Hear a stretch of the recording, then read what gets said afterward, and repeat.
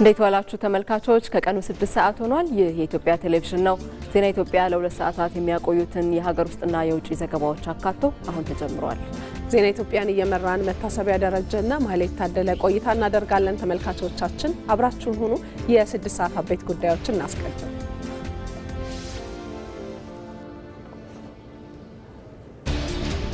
የማዕድን ሀብት የኢትዮጵያን ሁለንተናዊ ብልጽግና ለማረጋገጥ ወሳኝ ስለመሆኑ የአማራ ክልል አመራሮች ተናገሩ።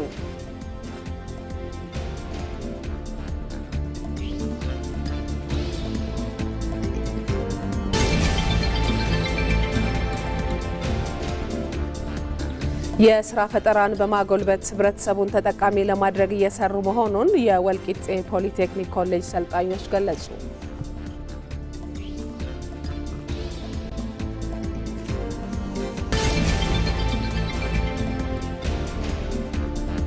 ከውጪ እስራኤል ከሶሪያ ጋር ጠንካራ ውይይት እንድታደርግ ፕሬዝዳንት ትራምፕ ጥሪ ያቀረቡ።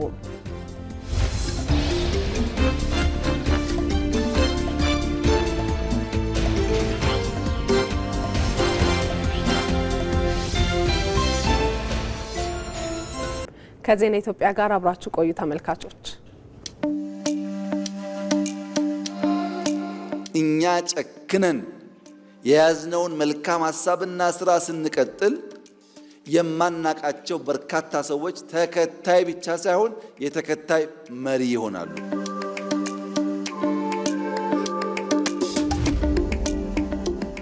በትልቁ ማሰብ ከትንሽ መጀመር። ለምሳሌ ጽዱ ኢትዮጵያን የመፍጠር ግብ ከቢሮ ተጀመረ፣ ከተማ ተባለ፣ ወደ ሀገር እየሰፋ ሄደ። ኮሪደር፣ የበጋ ስንዴ፣ ሌማት፣ ግሪን ሌጋሲ ሁሉም ኢኒሼቲቭ ጅማሮ አነስተኛ ነበር። በሂደት እየፈጠነ እየሰፋ እያደገ ጥራት እያረጋገጠ በሀገር ደረጃ ኢምፓክት የሚያመጣ ሆነ። አሁን ከጀመርናቸው ውስጥ ኮሪደር አሸልሟል፣ ግሪን ሌጋሲ አሸልሟል፣ ስንዴ አሸልሟል። አብዛኛው የኛ ኢኒሼቲቮች በዓለም አቀፍ ደረጃ ሪኮግናይዝ የተደረጉና ሽልማት ያሰጡ ናቸው።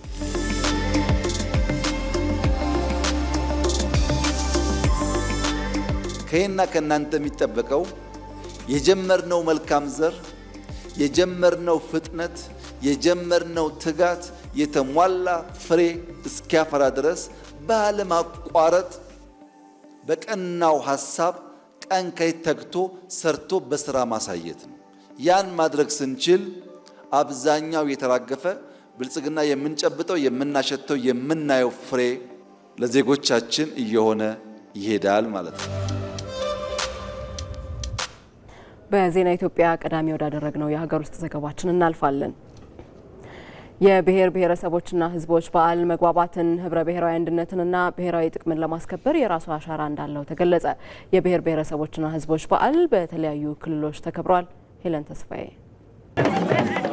20ኛው የብሔር ብሔረሰቦችና ሕዝቦች ቀን በጋምቤላና በቤንሻንጉል ጉሙዝ ክልሎች ተከብሯል። በዓሉ ህብረ ብሔራዊ አንድነትን የሚያጠናክሩ የተለያዩ ሁነቶችን ያስተናገደና በህዝቦች መካከል መቀራረብን ለማምጣት ወሳኝ ስለመሆኑ ነው በጋምቤላ ከተማ በበዓሉ ላይ የተሳተፉ ዜጎች የገለጹት። ህብረ ብሔራዊ አንድነትና በመስማማት ያለው እንደሚታዩ ደማቅ የሆነ ሁኔታ ላይ ነው እየተከበረነ ያለው። ኑወርና ወፉዋኛ ቆሞ አንድ ላይ ስንሆን በጣም ደስተኛ ይሆናል ማለት ነው። በተመሳሳይ በቤኒሻንጉል ጉሙዝ ክልል ካማሺ ከተማ የብሔር ብሔረሰቦችና ህዝቦች በዓል ተከብሯል። በዓሉ ለዲሞክራሲ ስርዓት ግንባታና ለዘላቂ ሰላም መሰረት የሚጥል መሆኑ ተመላክቷል። የአንዱ ብሔር ባህል አንዱ እንዲማር ያደርጋል፣ አንዱን እንዲያውቀው ያደርጋል። ትልቅ ፋይዳ አለው ለሀገራችን የዲሞክራሲ ግንባታ። የብሔር ብሔረሰቦቻችን በየቀለሙ በየአለባበሱ በየቋንቋው እንደዚህ ሲስበርቅና ሲንጽበርቅ ደስ ልባዊ ደስታ ነው። የብሔር ብሔረሰቦችና ህዝቦች በዓል አንድነትን በማጠናከር ረገድ ከፍተኛ ጥቅም እንዳለው ተገልጿል። በሌላ በኩል ችግሮችን በንግግር የመፍታት ባህልን ማጠናከር ይገባልም ተብሏል። ሁለንተናዊ ብልጽግናን ማረጋገጥ የምንችለው አንድነትና አስተማማኝ ሰላም ሲኖር በመሆኑ እኛ ኢትዮጵያውያን ከሚያለያዩን ጉዳዮች ይልቅ አንድ የሚያደርጉን ስለሚበልጡ ልዩነቶች በኃይል በግጭት ለመፍታት ከመሞከር ይልቅ ተቀራርቦ በመወያየትና በመተማመን ችግሮቻችንን እየፈታን የማያግባቡን ጉዳዮች ቢኖሩ እንኳን በአገር አንድነትና ሉዓላዊነት ላይ የጋራ አቋም በመያዝ በባለቤትነት ስሜት ለክልላችን ብሎም ለሀገራችን ሁለንተናዊ ብልጽግና ግንባታ የድርሻችንን ልንወጣ ይገባል። የምንወዳትን ሀገራችን ኢትዮጵያ የሚገልጸው የበለጸገ ብዝሃነት አንድነትና የጋራ ቅርስ ለማክበር እዚህ ስንገናኝ በታላቅ ኩራትና እጅግ ከፍ ባለ የደስታ ስሜት ውስጥ ሆነን ነው። የብሔር ብሔረሰቦችና ሕዝቦች በዓል ሲከበር በየክልሎቹ እየተመዘገቡ የሚገኙ የተለያዩ እሴቶችን ለማስቀጠል ፋይዳው የጎላ ስለመሆኑ በበዓሉ ተመላክቷል። የማዕድን ሀብት የኢትዮጵያን ሁለንተናዊ ብልጽግና ለማረጋገጥ ወሳኝ መሆኑን የአማራ ክልል አመራሮች ተናገሩ። ክልሉ በዘርፉ እምቅ ሀብት ያለው በመሆኑ አቅምን አሟጦ በመጠቀም በትኩረት ሊሰራበት እንደሚገባም ተናግረዋል። በአምራች ኢንዱስትሪ ዘርፍ በባህር ዳር ከተማ እየተከናወኑ ያሉ የልማት ስራዎች ልምድ የሚወሰድባቸው መሆናቸውንም እንዲሁ ተናግረዋል። ተስፋውን ደስታ አስተያየቶቻቸውን አሰባስቧል። እንከታተለው። ክልላችን ላይ ሰፊ የማዕድን ፖቴንሻል አለ። በየዞኑ በየወረዳው በየቀጠናው ያንን አሟጦ የመስራት ስራ ይጠይቃል። በስልጠናችንም አንዱ ትልቅ ትኩረት ተሰጥቶት የሚሰራበት ዘርፍ ነው። በተለይ ደግሞ አቅማችን የት ጋር ነው ያለው፣ የት አካባቢ ላይ የተሻለ ፖቴንሻል አለ፣ የትኛው ቀጠና ላይ ምን መሰራት መቻል አለበት የሚለው ለይቶ መስራት እና በዘርፉ የተሻለ ስራ መስራት እንዳለብን በመንግስታችንም የፖሊሲ ማሻሻያዎች ጭምር ተደርጎ እየተሰራ እንደሆነ የጋራ ያረግንበት ሁኔታ አለ። ዋግ ኽምራ አካባቢ በከፍተኛ ሁኔታ ነው ያለው። የተለያዩ ተቋማት የተለያዩ ድርጅቶች የመንግስት ድርጅትም የማዕድን ሚኒስትርም ለ6 ወራት እዛ አካባቢ ሲያስጠና ነው የነበረው። ብረት ማዕድን መኖሩ የተረጋገጠ ነው። ይህንን ብረት ማዕድን አሁን ሀገራችን ከሌላ ነው ጥሬ ዕቃውን እያመጣች እዚህ ማኒፋክቸር እያደረገች ያለችውና ዋናውን ጥሬ ዕቃ ደግሞ እዚህ በማምረት ፋብሪካዎችን በአካባቢያቸው ብረቱ ካለበት አካባቢ በመትከል ለሀገሪቱ የውጭ ምንዛሬ ሃርድ ከረንሲውን ለመቀነስ የሚያስችል ከፍተኛ ምርት ነው እያየን ያለ ነው ማለት ነው። 5 የትኩረት የሰጠናቸው ዘርፎች ውስጥ አንዱ ማዕድን ነው። ስራዎችን ማን በደንብ እየሰራናቸው ነው። ቀጣይ በተሻለ መንገድ ይህን ዘርፍ አሳድገን የተሻለች ተስፋ ያላት የበለጸገች ኢትዮጵያን እንገነባለን ብዬ ነው ማምነው። ማዕድን በሀገራችን ውስጥ በማምረት ወደ ውጭ የምንልከው እንጂ ወደ ምናስገባው ነገር ስለማይኖር ኢኮኖሚ ፋይዳው በጣም ከፍተኛ ነው ማለት ነው። ስለዚህ ይህንን አሁን እያየን ያለ ነው። አመራርም በዚህ ልክ የፌዴራሉ መንግስት ብልጽግና ወይም የአጠቃላይ ማዕከላዊ መንግስት ይህንን እያደረገ ያለውን የአካባቢ መንግስታት ደግሞ የየራሳቸውን ጸጋ የየራሳቸውን የማዕድን ንጥረ ነገር በመፈለግና ወደ ፋብሪካ ወደ ተግባር በመግባት ለሀገሪቱ ያለውን የኢኮኖሚ ፋይዳ ከፍ ማድረግ ይቻላል ብዬ አስባለሁ። አሁን ላይ የታሰበ ያለው ማዕድን ላይ ነው ስራ መስራት አለብን ብለን የሚታሰብ እንደ መንግስትም ማለት ነው። ስለዚህ እሱ ላይ ስራ ለመስራትም አሁን በወሰድነው ስልጣን ያገኘነው ግብአት ምንድነው ማዕድን ላይ ትኩረት አድርገን መስራት እንዳለብንና ለእንዲህ አይነት ፋብሪካዎች ደግሞ በግብአትነት ጭምር እንዲሰራ ለማድረግ መንግስትም ትኩረት አድርጎ እየሰራ እንደሆነ እናስባለን። እንደ አማራ ክልል ሰፊ ትኩረት ሰጠን ያልሰራንበት ግን አሁን በደንብ እየተንቀሳቀስን ያለንበት ቀጣይ በሰፊው ሌሎች አካባቢም ይሄ ፋብሪካ በየአካባቢ እንዲኖርና ብዙ የስራ ዕድል የምንፈጥርበት ብዙ ሀብቶችን የምንፈጥርበት ስለሆነ ለቀጣይ ጥሩ ትምህርት ሆኖኛል ብዬ ነው የማስበው። የመደመር መንግስት ሲባል መያዝ ያለባቸው ፖይንቶች አንደኛው መፍጠር ነው፣ ክሪኤቲቪቲ ነው። ሁለተኛው መፍጠን ነው። ሶስተኛው ማብዛት ነው። አራተኛው ማጥራት ነው።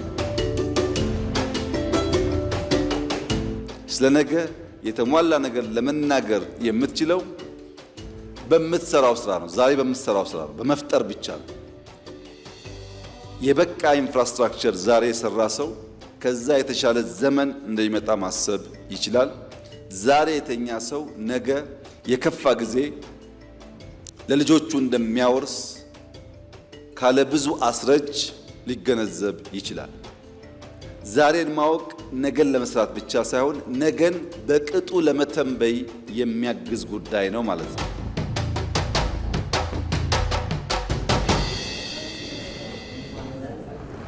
ዜና ኢትዮጵያ ላይ ናችሁ። ዘገባዎቻችን አሁንም እንደቀጠሉ ናቸው። የስራ ፈጠራን በማጎልበት ህብረተሰቡን ተጠቃሚ ለማድረግ እየሰሩ መሆኑን የወልቂጤ ፖሊቴክኒክ ኮሌጅ ሰልጣኞች ገለጹ። ጥራትን ያማከለ ስልጠና ላይ ትኩረት ማድረጉን ደግሞ ኮሌጁ አስታውቋል። ይህንን ጉዳይ የዘገበው ይድነቃቸው ሰማው ነው። ሰይፉ ገብረ ጻዲቅ እንደሚከተለው ያቀርበዋል። በወልቂጤ ፖሊቴክኒክ ኮሌጅ ሰልጣኝ የሆነው ሸምሶ አህመዲን በትምህርት ቆይታው ሙያዊ ክህሎት ማግኘቱን ያነሳል። ከዚህም ጎን ለጎን እርሱና ሌሎች የኮሌጁ ሰልጣኞች የማህበረሰቡን ችግር የሚፈታ የፈጠራ ስራዎችን እያከናወኑ መሆኑንም ገልጿል። መከትከቻ ማሽን መውቂያ፣ ሁለተኛ ደግሞ የቴራዞን ማምረቻ፣ ሶስተኛ ደግሞ ቤንዲንግ ማሽን፣ አራተኛ ደግሞ መኖ መከትከቻ ማሽን። መኖ መከትከቻው ምን ትልቅ ነበር፣ ትልቁን ወደ ትንሽ፣ በዘንድሮ ዓመት ደግሞ ወደ ትንሽ ለማድረግ እየሞከርን ያለነው ሂደት ላይ ነው ያለነው። የሰልጣኞችን ብቃት ከማጎልበት ባለፈ ዘላቂ የህብረተሰቡን ተጠቃሚነት ለማጎልበት ያለመ ተግባራት ላይ እየተሰራ ነው ሲሉ ባለሙያዎች ተናግረዋል። ፕራክቲካል እውቀቱን ከክህሎት ጋር በማቀናጀት ከሰጠነው በኋላ አነስተኛ ፕሮጀክቶችን ሰርተው መነሻ እንዲያደርጉና እንዲሰሩ ራሳቸውም እዛ በምንሰጣቸው ፕሮጀክት የራሳቸውን ፈጠራ እንዲያክሉ እናደርጋቸው። ያንን ካየን በኋላ ነው ከኛ ጋር እንዲሰሩ እና ተጨማሪ ደግሞ የራሳቸውንም አምጥተው እንዲሰሩና ለህብረተሰቡ ሊጠቀም የሚችል ፈጠራ አክለውበት ለህብረተሰቡ ለግልጋሎት የሚሉ ነገሮች እንዲሰሩ እያደረግን ነው። የወልቂጤ ፖሊቴክኒክ ኮሌጅ ከጊዜ ወደ ጊዜ አቅሙን ለማሳደግና ጥራትን ያማከለ ስልጠና በመስጠት የተማረ የሰው ኃይልን ለማፍራት እየሰራ መሆኑን የኮሌጁ ዲን ሀይሩ አህመዲን ተናግረዋል። የሰልጣኞቻችን ክህሎት ማስጨበጥ ላይ ነው። በዚህ ዘርፍ ላይ እንደ ሀገር ተወዳዳሪ የምንሆንባቸው ቅድም ያነሳሁትን የስፔሻላይዝ በምናደርግባቸው ዘርፎች በጨርቃጨርቅ ዘርፍ ላይ፣ በአውቶሞቲቭ ዘርፍ ላይ፣ በኤሌክትሮ ቴክኖሎጂ ላይ፣ በቴክስታይል ላይ፣ በኮንስትራክሽን ላይ፣ በአግሮ ፕሮሴሲንግ ላይ ስፔሻላይዝ ለማድረግ እየሄድን ያለን ነገር አለ። በዚህ ዘርፍ ላይ ነው ሰልጣኞችን በመደበኛ ፕሮግራሞች የምንቀበለው ማለት ነው። በሌላ ዘርፉ እነዚህ ሰልጣኞች ገበያ ላይ ተወዳዳሪ ስለመሆናቸው ከኢንዱስትሪዎች ጋር ተቀናጅተን የምንሰራባቸው ሂደቶች አሉ። በጣም ከፎሬን ዳይሬክት ኢንቨስትመንት የተሰማሩ ባለሀብቶችንም እየጋበዝን አጠቃላይ ስልጠናዎችን እናስተዋወቅበት ሁኔታዎች አሉ። በዚህም የተሻለ ውጤቶችን እያስመዘገብን ነው የሚል በኮሌጁ የሚከናወኑ ህብረተሰብ ተኮር ተግባራት ተጠናክረው እንደሚቀጥሉም ተመላክቷል። የአማራ ክልል መሶብ የአንድ ማዕከል አገልግሎት ጊዜንና ወጪን በመቆጠብ ይፈጠሩ የነበሩ መጉላላቶችን እንዳስቀረላቸው ተገልጋዮች ተናገሩ። የመሶብ የአንድ ማዕከል አገልግሎቱ 54 አገልግሎቶችን በአንድ ጣሪያ ውስጥ የሚሰጥ ነው። ሳሙኤል ወርቃየው ተጨማሪ አለው።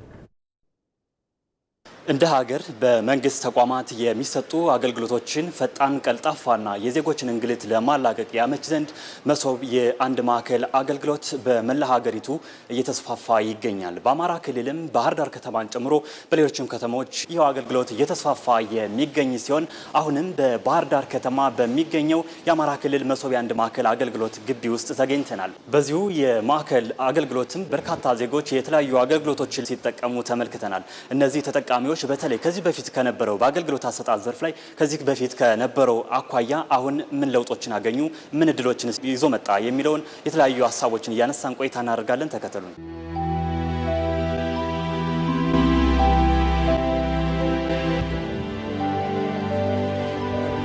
አገልግሎት እየተጠቀምክ ነው ያገኘንና ምን አገልግሎት ነው የተጠቀም እንዴት አገኘው? ከንግድ ቢሮ ፈቃድ እየጠየቅ ነበረ። ጨርሰናል። ኦልሬዲ ተሳክቶልናል። ከዚህ በፊት ፈራሚ የሚለለ ወይም ኃላፊው ከሌለ 2 ቀን 3 ቀን መቆይበት ነበረ። አሁን በመጣንበት ሰዓት ያለው ባለሙያ ያስተናግዳል። ይሄ ትልቅ ለውጥ ነው። እንግዲህ በውጮች ዓለም የምናየው ነገር ከኛ ቀስ በቀስ ሂደቱ እየጀመረውና ቃላት የለኝም። እጅግ ደስ ብሎኛል።